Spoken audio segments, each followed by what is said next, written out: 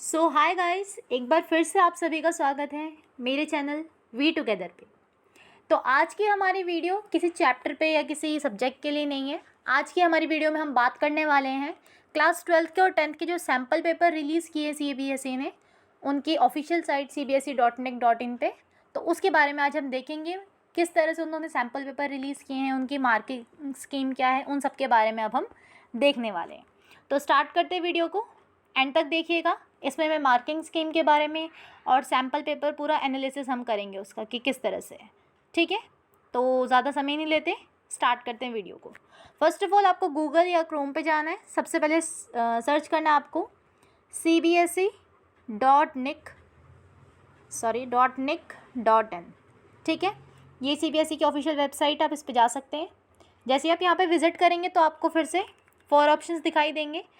इसमें हमें last academic website पे जाना है। ठीक है, इस पर आप क्लिक करेंगे तो जिस तरह से मैंने आपको पहली वीडियो में एक बार जब आपका सिलेबस बताया था उस टाइम पे बताया था कि करिकुलम पे आप जाएंगे तो आपका सिलेबस आ जाएगा, टर्म वाइज करिकुलम। तो ये पिछली वीडियो के बारे में था। अभी हमें क्या करना है, हमें अपना करिकुलम तो नहीं देखना है। हम क्या करेंगे इस वीडियो में, हमें देखना है सैम्पल पेपर। तो हम इस ऑप्शंस ढूंढेंगे। इसमें देखो ग्रीन लाइन में दिख रहा है आपको एक सैम्पल क्वेश्चन पेपर, इस पर हम क्लिक करेंगे। अब आपका जो ईयर चल रहा है वो चल रहा है 21 to 22 सेशन आपका ये है। तो हम इस पर क्लिक करेंगे और आप अपना यहाँ पे देखिए, अगर क्लास 10th के हैं आप तो क्लास 10th को क्लिक कीजिए, और अगर आप 12th के हैं तो 12th को क्लिक कर सकते हैं। तो जैसे कि हमने यहाँ क्लास 12 का देख लिया, यहाँ पे आपको सब्जेक्ट दिखाई दे रहे हैं, सैम्पल पेपर और मार्किंग स्कीम। तो पहले हम देख लेते हैं एक बार सैम्पल पेपर किस तरह से दिखाए हैं हमारे सीबीएसई ने। तो हम देख लेते हैं सबसे पहले हमारा कौन सा है टफ सब्जेक्ट, हिस्ट्री। तो हिस्ट्री देख लेते हैं एक बार हम। हिस्ट्री में हम देखते हैं तो ये हमारा आ गया सैम्पल पेपर। ठीक है, यहाँ से आप डाउनलोड कर लेंगे। ठीक है, ये डाउनलोड हो गया है। हाँ, इसकी पीडीएफ हमने खोल ली। तो देखिए 40 मार्क्स का आपका पेपर होगा, 90 मिनट्स आपको मिलेंगे। ठीक है, ये जो आपका टर्म 1 का पेपर होने वाला है अभी नवंबर और दिसंबर में होगा, ये उस बारे में। ठीक है, तो यहाँ पे आप एक बार जनरल इंस्ट्रक्शन पढ़ लीजिए एक बार। The paper has been divided into 4 section. 4 section में आपका पेपर है पूरा। Section A contains 24 question. 24 question आपको सेक्शन ए में मिलेंगे, जिसमें से आपको कोई भी 20 क्वेश्चन अटैम्प्ट करने हैं। गाइस, आपको सबसे पहली बात ये बतानी है कि जैसे ही आप पेपर करेंगे तो सबसे पहले जनरल इंस्ट्रक्शन ज़रूर पढ़ें। मैंने कई लोगों को देखा है कि वो क्या करते हैं, इंस्ट्रक्शन नहीं पढ़ते हैं और लास्ट में 20 क्वेश्चन तो 20 के 20 कर देते हैं, 18 है तो 18 के 18 कर देते हैं। देखते ही नहीं है कि कितने बोले गए हैं करने को। और जब आप ऐसा करते हैं तो जहाँ आपके मार्क्स सही भी होने वाले होते हैं, जो क्वेश्चन आपको परफेक्टली आते हैं, आप उन्हें छोड़ करके ऐसे क्वेश्चन कर देते हैं और आपके जो मार्क्स है वो डिडक्ट हो जाते हैं। तो ऐसी गलती आप ना करें, इसलिए स्पेशली मैं आपको बता रही हूँ कि इंस्ट्रक्शंस को ज़रूर पढ़िएगा। ठीक है, तो थर्ड इंस्ट्रक्शन है हमारी सेक्शन बी कंटेन 22 क्वेश्चन, जिसमें से आपको अटैम्प्ट कितने करने, ओनली 18 क्वेश्चन जो आपको अच्छे से आते हैं। कोई डाउट नहीं रखना है, जो आपको बेस्ट आते हैं 18 उनको ही अटैम्प्ट करिएगा। और ये मत सोचिएगा कि अगर आप ज़्यादा अटैम्प्ट कर लेंगे तो आपको कोई ज़्यादा मार्क्स मिल जाएंगे, मार्क्स उतने ही मिलेंगे। बस ये आपका थिंकिंग है कि ज़्यादा कर लेंगे तो अटैम्प्ट ज़्यादा मार्क्स मिल जाएंगे, ऐसा कुछ नहीं है। और भी क्या होगा, आपके मार्क्स डिडक्ट हो सकते हैं। तो ऐसी कोई भी गलती ना करें। ठीक है, next one is section C contain 2 case based question. अब देखिए आपका ना इस बार कुछ चेंजेस है, केस बेस्ड क्वेश्चन भी आए हैं आपके। ठीक है, with 12 question attempt any 10 question, जिसमें 12 क्वेश्चन आपको अटैम्प्ट कितने करने हैं, ओनली 10 करने हैं। नेक्स्ट वन है section D contains question 59 and 60 which are map based. तो आपके मैप भी आए हैं हिस्ट्री में, जैसा कि आपका मैप है चैप्टर्स में, तो वो मैप भी आए हैं, मैप के क्वेश्चन भी, वो भी एमसीक्यू की फॉर्म में ही है, क्योंकि आपका पूरा पेपर कैसा है, एमसीक्यू की फॉर्म में ही है। Both the question have to be attempted, सारे ही क्वेश्चन आपको अटेम्प्ट करने हैं सेक्शन डी के। ठीक है, all question carry equal marks, सारे ही क्वेश्चन 1 मार्क्स के ही हैं, 40 क्वेश्चन होंगे मे बी, तो आपके वो सारे इक्वल मार्क्स के हैं। ऐसा कुछ नहीं है कि 3 मार्क्स के 2 मार्क्स के, नहीं, सारे इक्वल मार्क्स के। There will be no negative marking, और ये मत सोचिएगा कि कोई नेगेटिव मार्किंग है, कोई नेगेटिव मार्किंग नहीं है आपके पेपर में। ठीक है, कोई नेगेटिव मार्किंग नहीं है आपके पेपर में। तो हम अब देख लेते हैं पेपर को कि किस तरह से पेपर आया है, एक बार एनालाइज कर लेते हैं। तो देखिए फर्स्ट जैसा कि दिख रहा है, फर्स्ट क्वेश्चन है हमारे सेक्शन ए का, who among the following was the author of the book the story of the Indian archaeology. जैसे कि आपको देख सकते हैं आप लोग, एमसीक्यू की फॉर्म में आ रखा है, ये सिंपल क्वेश्चन पूछा गया एमसीक्यू की फॉर्म में कि कौन से ऐसे ऑथर है जिन्होंने बुक लिखी है the story of the Indian archaeology. First of all अगर आप MCQ दे रहे हैं तो आपको बुक पढ़ना बहुत ज़्यादा ज़रूरी है। तो जिन्होंने भी अभी तक बुक नहीं पढ़ी है तो उनको मेरी तरफ से एक रिक्वेस्ट है कि प्लीज़ अच्छे से बुक को थरली रीड कीजिए। अगर आप बुक नहीं रीड करेंगे तो क्या होगा, जो आप ये छोटे छोटे MCQ हैं इसमें मार खा जाएंगे, मतलब कि आप नहीं कर पाएंगे इन्हें, क्योंकि बुक के बीच में से ही हैं मोस्टली। ठीक है, तो बुक ज़रूर रीड कीजिए, मेरी पर्सनल रिक्वेस्ट है सबसे। नेक्स्ट वन इज़, तो अगर आपको इसका आंसर नहीं पता है तो बता देती हूँ, इसका आंसर है SN रॉय। ठीक है, फर्स्ट का आंसर है हमारा SN रॉय, उन्होंने लिखी थी the story of the Indian archaeology. तो अब मैं सबके आंसर्स नहीं बताऊंगी वरना वीडियो बहुत लंबी चली जाएगी और हमें इतना लंबा नहीं करना है। तो जस्ट एक हम देख लेते व्यू कि किस तरह का हमारा सैम्पल पेपर दिया है CBSE ने इस बार। Who among the following was the first director general of the आर्कियोलॉजिकल सर्वे ऑफ द इंडिया ASI। फर्स्ट डायरेक्टर जनरल कौन थे? बहुत बेसिक सा क्वेश्चन, आप सभी को पता होगा, अलेक्जेंडर कनिंघम थे, तो आप सभी को पता होगा इन। ठीक है, next one is which among the following religious practices seem to be unfamiliar. वही पूछा गया क्वेश्चन कि कौन सी रिलीजियस प्रैक्टिसेस जो थी वो अनफेमिलियर थी, ठीक है, अनयूजुअल थी, जो हड़प्पन कल्चर में मोस्टली नहीं देखी जाती थी। तो ये तो आपके बेसिक से क्वेश्चन हो गए जो सीधे सीधे आपसे MCQ की फॉर्म में पूछे गए हैं। तो आपके जितने भी चैप्टर सारे उन्हीं में से हैं, ये कोई बाहर से नहीं आएगा MCQ, सारे आपके चैप्टर के अंदर से ही बने हुए हैं। तो ऐसे कोई इतना डरने की बात नहीं है, ये सिंपल सेक्शन है के क्वेश्चन जो है वो सिंपल ही मिलेंगे आपको मोस्टली। ठीक है, नेक्स्ट हम move to the section B, हम सेक्शन बी पे चलते हैं। अब देखिए आपके ना सारे MCQ की फॉर्म में ही नहीं है, कुछ है कर देखिए, जैसे कि 17 क्वेश्चन में हम देखते हैं, why is the Harappan script called enigmatic. Enigmatic क्यों बोला गया इसे? Choose the correct reason. अब इसमें रीज़न चूज़ करना है, आपको रीज़न भी पता होने चाहिए कि अगर कोई चीज़ है तो क्यों है, उसका रीज़न पता होना चाहिए। ठीक है, क्योंकि यहाँ पे क्वेश्चंस को थोड़ा सा ट्विस्ट करके दे रखा है और वो ट्विस्टिंग क्या है, बहुत टफ है, तो आपको ट्विस्टिंग को पहचानना है। जैसे देख लीजिए 19th क्वेश्चन में हमारा दिखा रखा है, ये हमें फिल इन द ब्लैंक्स की फॉर्म में दिया है। तो ये मत समझिएगा अगर MCQ बोला है तो MCQ की ही फॉर्म में आएगा। MCQ इन द सेंस यहाँ पे फिलिप्स की फॉर्म में भी दे सकते हैं आपको, तो किसी भी फॉर्म में दे सकते हैं। ठीक है, तो अभिधम पिटक आर कॉल्ड क्या कहते थे इन सबको मिला करके? ठीक है, उसका आंसर देना आपको। नेक्स्ट वन इज, हम पहुंच जाते हैं हमारे सेक्शन बी पे। सेक्शन बी में क्या है देख लिए, which of the following options given in the Sangam text accurately describe Vellalar and Adimai as two categories of the peasant in the South Indian village. अब इसमें पूछा गया है कि कैसे डिफाइन करते थे ये, मतलब वेललार किसके लिए यूज़ किया जाता था, अधिमाई किसके लिए यूज़ किया जाता था। अगर आपने चैप्टर को पढ़ा है तो आपको ये इसका आंसर ज़रूर आता होगा। अगर हाँ, अगर नहीं आता तो प्लीज़ चैप्टर को रीड कीजिए, आपको पता लग जाएगा उसका आंसर। ठीक है, next one is question number 26 में देखिए थोड़ा सा डिफरेंट क्वेश्चन है। रीड द फॉलोइंग इन्फॉर्मेशन, जैसे कि इसमें हमें बॉक्स दे रखा है, बॉक्स में हमें थोड़ी सी इन्फॉर्मेशन दे रखी है। ठीक है, अभी इन्फॉर्मेशन साफ पता लग रहा है हमारे फर्स्ट चैप्टर में से है, द हड़प्पन कल्चर वाले में से। ठीक है, तो उसमें से हमें इन्फॉर्मेशन दे रखी है, अब हमें पहचानना है कि इनमें से ये किसका काम है। ठीक है, ये जो प्रैक्टिशनर है वो कौन है, क्या बोला जाता है इन्हें, तो वो आपको पता होना चाहिए। आप अगर रीडिंग करेंगे तो आपको ये मिल जाएगा। सब्सिस्टेंस एग्रीकल्चर वाली प्रैक्टिसेस है जो उसमें आपको ये देखने को मिल जाएगा। Next one is which of the following pair associated. अब देखिए जैसे कि पेयर दिखा रखे इसमें क्वेश्चंस को ना है वो 1 मार्क्स के, बट उन्हें क्या कर रखा है, ट्विस्ट कर रखा है, डिफरेंटली प्रेजेंट कर रखा है कि बच्चा क्या हो, कन्फ्यूज़ हो जाए, आप लोगों को कन्फ्यूज़ करने के लिए। बट आपको कन्फ्यूज़ नहीं होना है। ठीक है, ये नहीं कि पीछे वाले से पूछ लिया हाँ भाई बता दे, उसका भी गलत हुआ है, साथ में खुद का भी गलत हुआ है। और सबसे बड़ी बात, जब कोई दूसरा गलत करवाता है ना तो ज़्यादा दुख होता है, अगर खुद कर लो ना तो दुख नहीं होता। तो अपने पे भरोसा रखिए और क्या कीजिए, जो आपको आता है, जैसा आता है वैसा ही पेपर कीजिएगा। ठीक है, तो नेक्स्ट हम देख लेते हैं। हाँ, तो सेक्शन बी में हमारा आ गया था। तो सेक्शन बी में जिस तरह से क्वेश्चन 26 हमने बताया, यहाँ पे इन्फॉर्मेशन दे रखी है, हमें चूज़ करना है। फिर हमने 27th भी देख लिया, अब 28th पे जाते हैं। 28th में हमसे पूछा गया है identify the character of Mahabharata. अब देखिए इसमें ना नया टाइप का क्वेश्चन आया, आइडेंटिफाई द कैरेक्टर, हमें कैरेक्टर आइडेंटिफाई करना है। मोस्टली कैरेक्टर के क्वेश्चन आपके ना इसी चैप्टर में से आएंगे जो महाभारत वाला चैप्टर है। क्यों? क्योंकि इसमें महाभारत की पूरी काफ़ी हद तक जो हमें स्टोरी बता रखी है, तो कैरेक्टर्स तो उसी में थे, तो उनसे मोस्टली हमसे पूछा जाएगा। ठीक है, तो आपको पता होना चाहिए कि कौन थे। ऑब्वियस आई थिंक आपको पता ही होगा, गुरु और mentor of the Kaurava and Pandava, Kaurava और पांडव के जो हमारे गुरुजी थे वो कौन थे। And did not accept Eklavya as his disciple, और जिन्होंने एकलव्य को अपना शिष्य नहीं बनाया था वो कौन थे। इतनी तो महाभारत सबने लॉकडाउन में देख ही ली होगी कि इसका आंसर कर ले। हाँ जी, इसका आंसर है गुरु द्रोणाचार्य। ठीक है, तो इसका ये आंसर है। Next one is our 29th, which of the following statement about Mahajanapada are correct.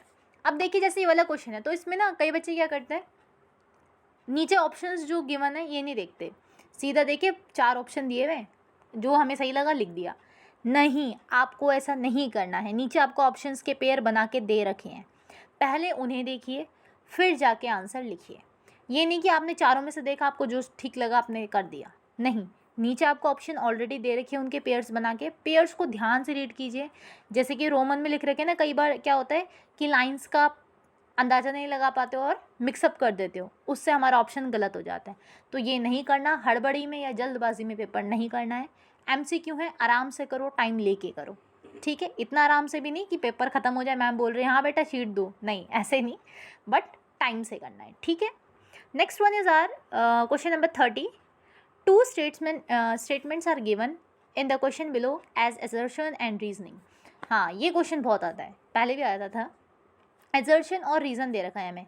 Assertion कोई भी बात बोलिए, सेंटेंस बोले, जैसे कि from 500 BCE norms were compiled in the Sanskrit text known as the Dharmasutras and Dharmashastras. ठीक है, हमें कोई भी बात बता दी है, कोई स्टेटमेंट बता दी है, उसका रीज़न दिया है कि क्यों बोली गई है ये स्टेटमेंट।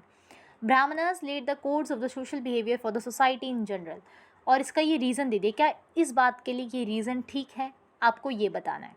तो इसमें आपको मोस्टली 4 ऑप्शन ही दिए जाते हैं। First, both A and R true, कि दोनों ही एजर्शन भी और रीज़न भी दोनों ही सही है। या तो ऐसा हो सकता है दोनों में से कोई एक चीज़ गलत हो, या तो ऐसा हो सकता है कि दोनों ही ठीक हो। And the R is the correct explanation of A, और बोला गया है कि जो रीज़न है वो क्या सही रीज़न दिया है उस बात का। ठीक है, तो पहला ऑप्शन ये है। Second one is, in options में कन्फ्यूज़ नहीं हो रहा, इसलिए मैं आपको पर्सनली एकदम ध्यान से समझा रही हूँ, समझ लीजिए। Both A and R true. दूसरे ऑप्शन में बोला गया है कि एजर्शन और रीज़न दोनों ही ठीक हैं, but R is the not correct explanation of A, but जो रीज़न दिया गया है उस बात का वो ठीक नहीं है। ठीक है, तो इन दोनों में कंफ्यूज नहीं होना। पहले में बोला गया है दोनों ही ट्रू हैं, सेंटेंस तो दोनों ही ट्रू हैं, और दोनों जो रीज़न दिया गया है वो बात का बिल्कुल ठीक दिया गया है। दूसरे में बोला है बातें दोनों ही ठीक है, बट जो रीज़न दिया गया है वो उस बात के लिए ठीक नहीं है, किसी और बात के लिए ठीक होगा बट उस बात के लिए ठीक नहीं है। Third one is, A is true but R is false, कि एजर्शन तो ठीक है, बात तो जो एजर्शन में बोली गई है वो ठीक है, बट जो उसका रीज़न है वो गलत है। ठीक है, ये है। And fourth one is, A is false and R is true, कि जो एजर्शन है वो उसमें जो बात बोली गई है वो बात होती ही नहीं है, वो गलत है बात बिल्कुल, और जो रीज़न है वो बिल्कुल ठीक है। ठीक है, तो 4 ऑप्शन होते हैं, आपको बिल्कुल ध्यान से इसका आंसर कीजिएगा।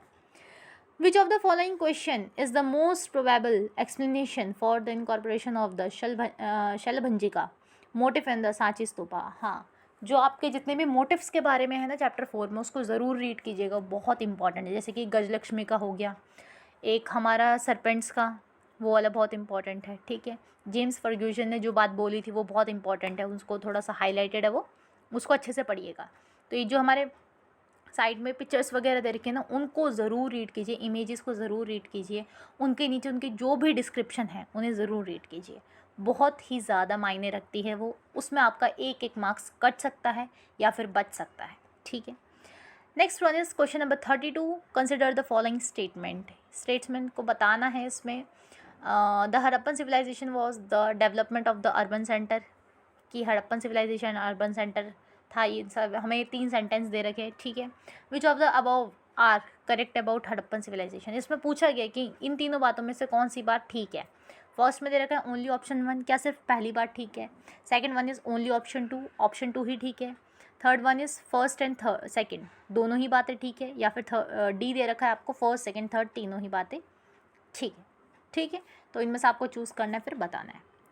Next is identify the character, इसमें भी आइडेंटिफाई करना है कैरेक्टर किसने ये बात बोली है, ये आपका सोर्स में से आया है मेनली। ठीक है, ही वॉज द देवनम प्रिय एंड पियदासी, फिर आपके थोड़े से 2 लाइन्स वाले क्वेश्चन आ गए हैं जिसमें आपको थोड़ी सी इन्फॉर्मेशन दे रखी है, बताना है। 35th में देख लीजिए एक बार, यहाँ पे आपको दे रखा है मैचअप्स करने हैं आपको। 35th में आपको क्या करने हैं, मैचअप्स करने हैं। तो आपको नीचे दे रखे हैं ऑप्शन, ये नहीं कि आप मैच करके आ जाएं, वहाँ पे ये गलती नहीं करनी है। क्या करना है, नीचे आपको दे रखा है कि फर्स्ट ऑप्शन में, ए ऑप्शन में आपको दे रखा है, बच्चे ऑप्शन नहीं समझ पाते क्या किस तरीके से वे में दे रखा है। देखो जो कैपिटल ABCD है वो आपको आंसर के ऑप्शंस दे रखे हैं, ठीक है, कि ABCD इन सारे ऑप्शन में से कौन सा ऑप्शन ठीक है। और जो आपको स्मॉल ABCD और जो रोमन में दे रखा है वो है आपके जो आपको क्वेश्चन में दे रखे हैं ना ABCD ऑप्शंस, वो वाले हैं वो, ठीक है। तो इस फर्स्ट में बोला गया कि जो ऑप्शन ए है उसका सेकंड होगा, बी का फर्स्ट होगा, सी का फोर्थ होगा एंड डी का थर्ड होगा, ठीक है। क्या वो ठीक है या नहीं है। बी में आपको बताया गया है कि ए का फोर्थ होगा, बी का थर्ड होगा, सी का सेकंड होगा एंड डी का फर्स्ट होगा। ऐसे आपको सी और डी ऑप्शन भी दे रखे हैं, तो इस तरह से आपको ये करना है। नेक्स्ट वन इज़ वो ये इन्फॉर्मेशन दे रहा है कि आपको सेलेक्ट करना है which of the following list of is a correct pair. In list में से कौन सा करेक्ट पेयर है आपको बताना है। 38th में, 39th में देख लीजिए, identify the name of the devotee. Devotee का नेम आइडेंटिफाई करना दो बातों को देखकर, ये भी आप कर सकते हैं। रीड द फॉलोइंग स्टेटमेंट, वही है, कुछ ज़्यादा नहीं है। Next one is fill in the blanks. Fill in the blanks दे रखा है आपको, फिल करना है इसमें कि क्या करेक्ट ऑप्शन होगा चारों में से। एंड ये तो हो ही गया। नेक्स्ट 45 में भी एजर्शन और रीज़न ही दे रखा है आपको। 46 देखिए एक बार, 46 में आपको एक फिगर दे रखी है, इमेज दे रखी है और उसमें पूछा है विच स्कूल ऑफ आर्ट, किस school of art is evident in the image of the Bodhisattva. इस बोधिसत्व में कौन सा स्कूल ऑफ आर्ट दिखाया गया है, उसे प्रेजेंट किया गया है, ठीक है। तो 4 ऑप्शन दे रखे हैं, उसमें से आपको एक फाइंड आउट करना है। नेक्स्ट वन इज़, हाँ, क्वेश्चन यहाँ पे क्वेश्चन ए देखिए जिसमें से 10 अटैम्प्ट करने हैं 12 क्वेश्चन में से। इसमें आपको क्या है, पूरा द्रौपदी क्वेश्चन वाला एक पूरा सोर्स दे रखा है, ये आपके सोर्स वाले क्वेश्चन आ गए, ठीक है। बट इसमें भी क्या आपको MCQ दे रखा है, तो आपको ये अटैम्प्ट करने हैं और इस हिसाब से आपको क्वेश्चन के आंसर देने हैं। फिर से आपका ये कोई बी पार्ट में भी सोर्सेज आ गए हैं, सोर्सेज से ही पूरे क्वेश्चन पूछे गए हैं, तो सोर्सेज को ज़रूर पढ़ के जाइए और ध्यान से पढ़ के जाइए और समझ के भी जाइए। Next one is our map question. Map question में आपको पूछा गया है, ए बी आपको जगह दे दी गई है और पूछा गया है कि कौन कौन सी जगह हैं ये आइडेंटिफाई कीजिए। आपको 4 ऑप्शंस दिए हैं, उसके बाद आपको 4 ऑप्शंस में से आइडेंटिफाई करना है कि ये कौन सा है, ठीक है। तो इसी के साथ हमारा हिस्ट्री का पेपर हमने देख लिया, एनालाइज कर लिया पूरा, किस तरह के क्वेश्चन आए हैं, एजर्शन रीजन वाले आए हैं, ट्रू फॉल्स आए हैं, करेक्ट द स्टेटमेंट आई है, MCQ आए हैं और किस तरह से आए हैं, सोर्सेज में से आए हैं हमारे क्वेश्चन, ठीक है। अब हमने देख लिया। Next move to our next subject, कौन सा है, पॉलिटिकल। तो पॉलिटिकल की PDF हम डाउनलोड कर लेते हैं, वैसे मैंने ऑलरेडी कर लिया, स्टोरेज भर रही है मेरी बस तो देख लीजिए। नेक्स्ट वन इज़ आर, हाँ, इसमें भी इंस्ट्रक्शन ज़रूर पढ़िएगा। More than any one option, अगर आपने एक से ज़्यादा ऑप्शन कहीं पे डाले हैं या लिख दिए हैं तो आपको उसका कोई मार्क्स नहीं मिलेगा, सिर्फ एक ऑप्शन लिखना है, ठीक है। कुछ बच्चे ज़्यादा ओवर स्मार्ट बनते हैं ना, लिख देते हैं कि हाँ भाई जो 4 ऑप्शन लिख दो, जो सही होगा सर टिक मार के नंबर दे देंगे। नहीं, ऐसा कुछ नहीं होने वाला, ठीक है। तो ये गलतफहमी मत रखिएगा। ईजी आया है, वैसे हमारा सैम्पल पेपर तो बहुत अच्छा बनाया है, किस तरह के क्वेश्चंस हैं वो भी दिखाया गया है पूरी तरीके से। देखिए ऑप्शंस दे रखे हैं यहाँ पे, देख सकते हैं आप यहाँ पे, जैसे कि 12 क्वेश्चन ये हमारा दिया गया है फिलअप्स की फॉर्म में, ठीक है। कई सारे ऐसे भी हैं जो ट्रू फॉल्स की फॉर्म में दिए गए हैं हमारे, कुछ MCQ की फॉर्म में भी हैं, तो ये आपको ध्यान करना है। Choose the odd one out, odd one out भी पूछा गया है इस बार। कुछ में ये भी बोला गया है कि क्रोनोलॉजिकल ऑर्डर में लगाइए, सीरियल वाइज लगाइए, क्या कब हुआ था, ठीक है ना, या फिर कौन सी घटना कब हुई थी, वो सब क्वेश्चंस पे आए हैं। तो ऑल एंड ऑल आपका पेपर काफ़ी अच्छा बना है और जो सैम्पल पेपर आया वो भी काफ़ी अच्छा आया है, ठीक है। तो एजर्शन रीज़न वाले इसमें भी आपको मिल जाएंगे कि एजर्शन ये है, इसका रीज़न ये है, 4 ऑप्शन, सेम ऑप्शन उसके सेम ही आएंगे आपके पास, ठीक है। तो आपको उसमें से डिसाइड करना है कि कौन सा ऑप्शन ठीक है। इसमें आपको एजर्शन रीज़न वाले क्वेश्चन मिल जाएंगे। सेक्शन सी में देख लीजिए एक बार, आपको इमेजेस दिखाई जाएंगी। जो पहले कार्टून्स आते थे ना, तो पहले आपको उसकी फॉर्म में, पैसेज की फॉर्म में पूछे जाते थे कि मतलब ऐसे कार्टून दे दिया और सिंपल क्वेश्चन पूछे जाते थे, आपको आंसर लिखना होता था उसमें, और 1-2 ही आपके MCQ की फॉर्म में आते थे। इस बार आपके 2 आए हैं, नहीं 1 आया है MCQ की फॉर्म में, तो आपको उसका आंसर करना है। Choose the first state to be created due to linguistic demand. पूछा ही सिंपल है कि आपको 1 मार्क्स में आपने सुना ही होगा इस क्वेश्चन को काफ़ी बार। और एक ही 50 क्वेश्चन आया आपका, study the picture given below, आपको स्टडी करनी है पिक्चर क्या है ये लोगो है हमारा, क्या सिम्बलाइज़ करता है लोगो, वो बताना है। ठीक है, तो रीड द पैसेज केयरफुली। एक ये पैसेज नीचे आया है, इसको रीड करना है। ठीक है, हाँ, इसको रीड करना, फिर इसके आंसर्स भी देने हैं। ये इसी पैसेज में से होंगे इसके आंसर्स, और या फिर इस टॉपिक में से, इस पैसेज में जो टॉपिक आया है उससे रिलेटेड होंगे। तो इसी के साथ हमारा जो पूरा ही पेपर है हमने क्या कर लिया, एनालाइज कर लिया है। हमारे इंग्लिश हिंदी सारे ही सब्जेक्ट्स में सेम ही तरीके के क्वेश्चंस आएंगे। आई होप आपको एक व्यू मिल चुका होगा कि किस तरह से क्वेश्चन आने वाले हैं और क्या क्या होने वाला है। ठीक है, सैम्पल पेपर से आपको काफ़ी हद तक पता चल गया होगा। मार्किंग स्कीम अगर हम देख लें तो मार्किंग स्कीम में बताया है कि कौन सा क्वेश्चन कितने मार्क्स का है। ठीक है, क्या कितने मार्क्स का आने वाला है, एक बार देख लेते हैं मार्किंग स्कीम भी हमारी। इसमें हमारे आंसर्स दे रखे हैं। ठीक है, क्या क्या आंसर्स है, इसको ज़रूर रीड कीजिएगा, क्योंकि सैम्पल पेपर ना ज़रूर पढ़ के जाइएगा। अगर आपने सैम्पल पेपर नहीं पढ़ा तो आपने बहुत बड़ी चीज़ मिस कर दी। काफ़ी क्वेश्चन आपके सैम्पल पेपर में से ही निकले होंगे, बच्चे से रीड नहीं करते हैं, फिर बाद में पछताते। देखिए पेजेस भी दे रखे हैं इसमें आपको। ठीक है, तो इसी के साथ वीडियो को एंड करते हैं। आई होप आपको ये वीडियो समझ में आई होगी और जो भी मैंने बातें बोली आपको क्लियर हो गई होंगी। प्लीज़ जो भी मैंने आपको एहतियात बताए हैं ना, थोड़ी सी मेरी लैंग्वेज में चेंज आया है, ठीक है, नए वर्ड्स यूज़ करने लग गए हो, तो जो भी मैंने आपको बातें बताई है उसको ज़रूर उनका ध्यान कीजिएगा। जो ड्रॉबैक्स बताए कि जो कमियां रह जाती है पेपर में अक्सर, ठीक है, जो गलतियां कर देते हैं वो भी बताई हैं, तो उनको भी ज़रूर ध्यान रखिएगा उनका। सो आपसे अलविदा कहते हैं और इसी के साथ वीडियो को एंड करते हैं। Best of luck for your exams and preparation शुरू कर दीजिए। Okay, bye.